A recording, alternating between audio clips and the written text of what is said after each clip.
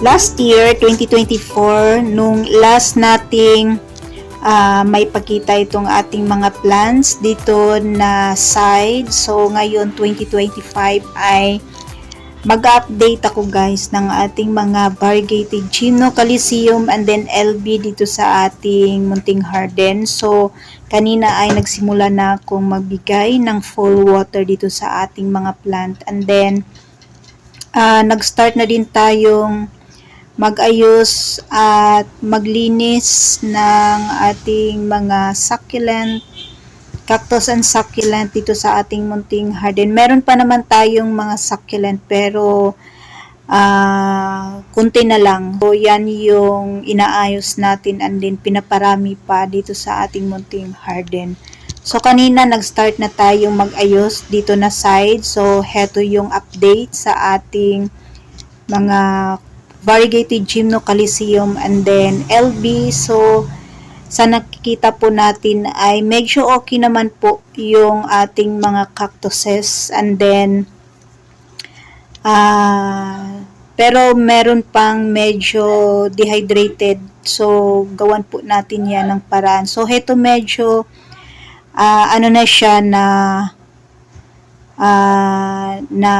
hulog na siya. And then, heto yung iba nating mga cactuses na nilagay ko before doon sa ating parang ICU area or doon sa area na pwede silang mabigyan ng rainwater. So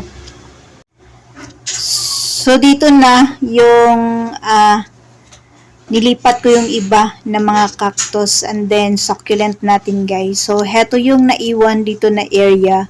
So, yung iba dito ay naka full water and then yung iba naman ay pinag-isipan kong ilipat ng area kasi medyo dehydrated. Kasi dito afternoon sun, medyo mainit po dito na area. So, update sa ating, ayan, yung mga LB natin guys ay medyo hindi pa maganda. Kasi ito, katulad nito ay medyo ano siya, dehydrated. So, ililipat ko siya doon sa ating, sa ICU area natin. Meron kasi tayong ICU area. And then, heto din. And then, heto. Ayan, kitang-kita po yung kaniyang pagka-stress. And then, dehydrated yung ating, dehydrated pa yung ating plant. So, siguro mga almost 1 month na hindi ko sila nabigyan ng full water dito sa ating dito na side. So yan na guys yung bagong looks ng ating terrace. Ayan, and then ilagay ko na po yung ating napakalaking crested euphorbia dito na area, and then yung ating, heto yung update sa ating aloes na super dry nung nakaraan. So, nilagay ko rin siya doon sa ICU area natin kasi doon, maganda doon na area guys kasi pag maulan, nabibigyan sila ng rainwater and then maganda yung ano doon, yung klema, medyo malamig-lamig. So, yan na yung bagong looks ng ating terrace. And then, nailagay ko na rin yung ating napakagandang ano dito, pwesto ng ating oya. So, yan, di ko pa siya nalipat sa malaking pot. So, ilipat po natin yan sa malaking pot. And then, ayan, yung dalawa nating crested na nilipat natin sa pot or nilipat natin kasi medyo malalaki na sila guys. And then update sa ating sa ating third flat doon sa may vertical wall, abangan niyo po 'yan. So heto na yung ating mga plant dito. So yung iba ay medyo malulusog and then yung iba dito ay dehydrated. So yung katulad nito guys ay naano na siya, bumaba na siya, so kulang na siya ng soil. So siguro sa pag tuyo na yung kanyang soil, dagdagan na lang po natin siya ng soil para umangat yung ating cactus.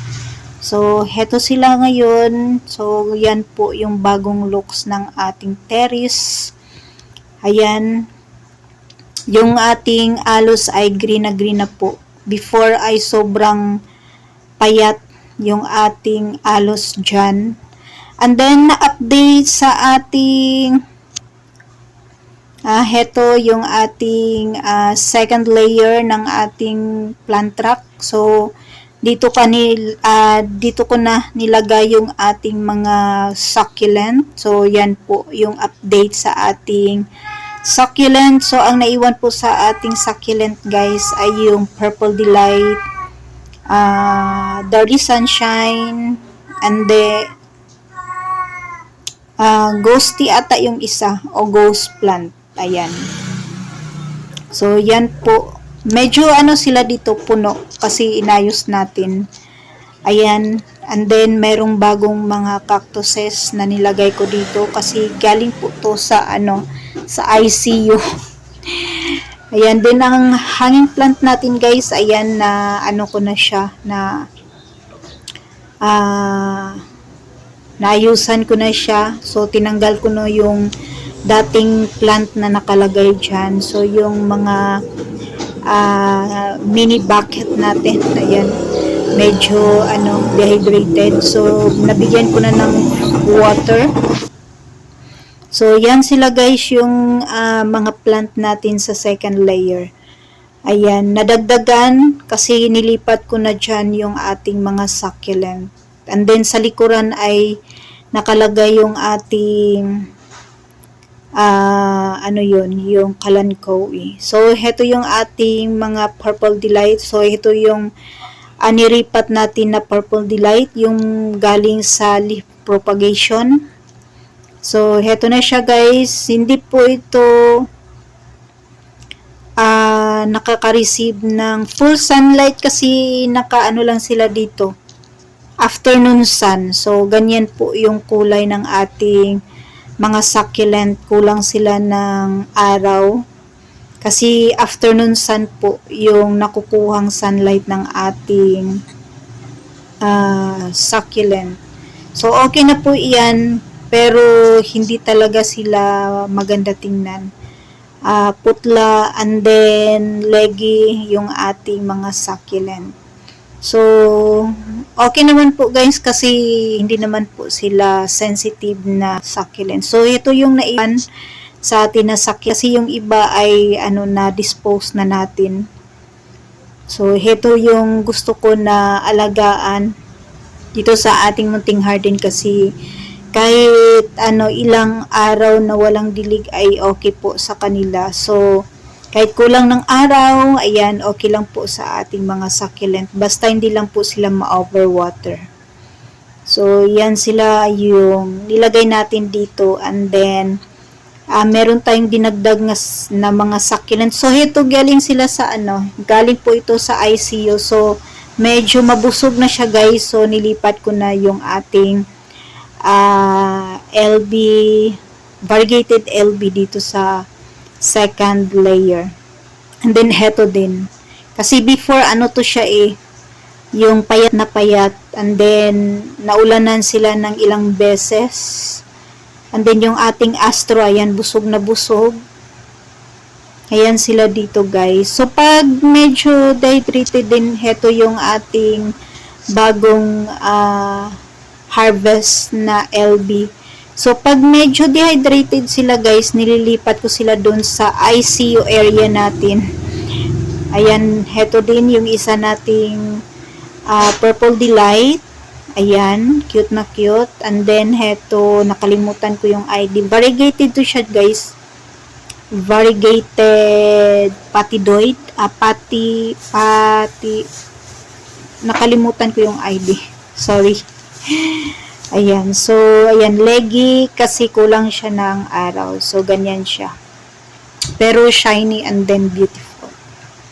So, doon sa likuran, guys, yung ating mga, cuttings ng, nakalimutan ko, kalanchoe. Nakalimutan ko na naman yung ID.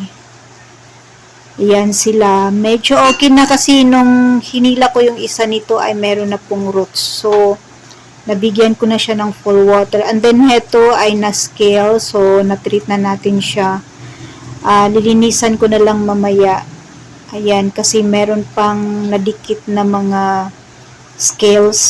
Pero, patay na po yung scales. Pero, hindi siya maganda tingnan. And then, heto din. So, heto na area ay naayusan na din natin, nalinisan na.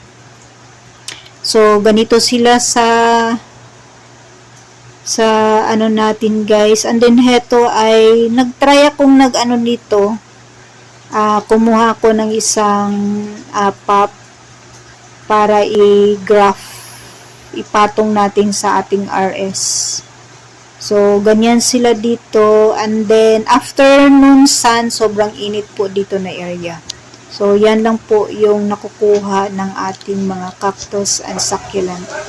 So, ito ayusin natin to guys mamaya. Kasi, ayan, sobrang dami niyang skills.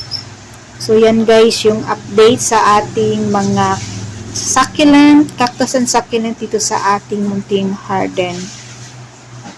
So, ayan, medyo ano na sila dito, puno. Kasi nalipat na natin yung ating mga nilagay sa ICU. Ayan. So, sa susunod, pag meron na namang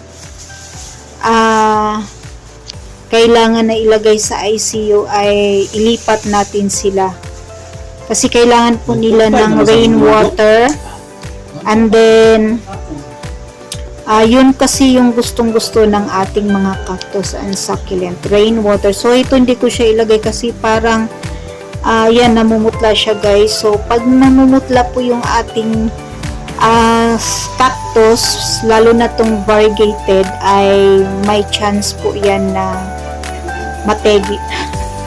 So, hindi ko na siya alisin dyan kasi pag ilagay natin siya dun sa ICU ay matutuluyan po yung ating cactus. So, yan guys ang update sa ating mga cactus and succulent dito sa ating munting garden. And that's for today guys. Maraming salamat po sa inyong panunood dito sa ating YouTube channel. Thanks for watching.